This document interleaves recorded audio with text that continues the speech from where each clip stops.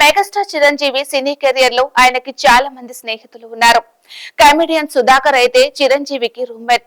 Chiranjeevi hero అయ్యాక ఆయన చిత్రాల్లో సుధాకర్ నటించారు. అదే విధంగా లెజెండరీ నటుడు నాజర్ కూడా చిరంజీవికి మిత్రుడే.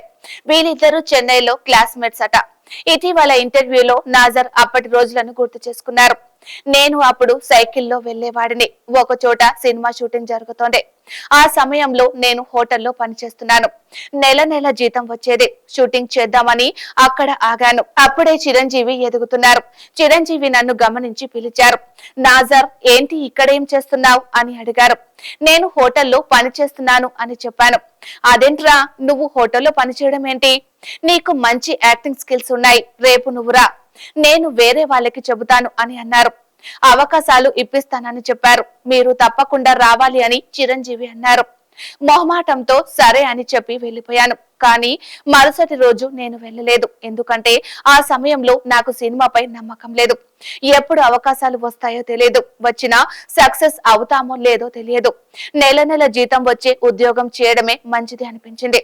అందుకే వెళ్ళలేదు. ఆ తర్వాత చిరంజీవి పెద్ద స్టార్ అయ్యారు. నాకు కూడా కొన్ని అవకాశాలు రావడం, బాలచందర్ గారి చిత్రాలతో నేను ఫేమస్ అవ్వడం జరిగింది. కానీ నేను చిరంజీవి కలిసి నటించడం ఎప్పుడు జరగలేదు. చిరంజీవి నా ఫ్రెండ్ కదా, ఛాన్స్ అడుగుదామని నేను ఎప్పుడు అనుకోలేదు. చిరంజీవి కూడా నన్ను పిలిచి ఇబ్బంది పెట్టాలని అనుకోలేదు.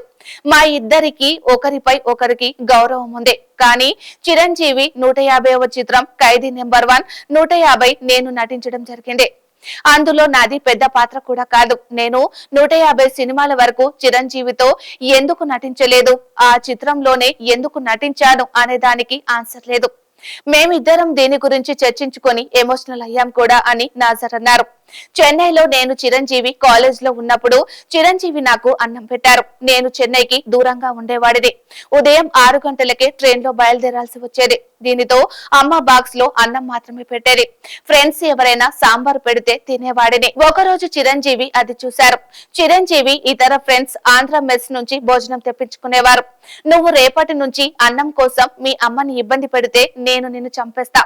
మేము ఇక్కడ 7 మందిని తింటున్నాం. నీ ఒక్కడికి తక్కువైపోయిందా? రేపటి నుంచి నువ్వు కూడా మాతోనే భోజనం చేయాలని చెప్పారు. ఆ విధంగా చిరంజీవి నాకు భోజనం పెట్టారు అని నాజర్ గుర్తు చేసుకున్నారు.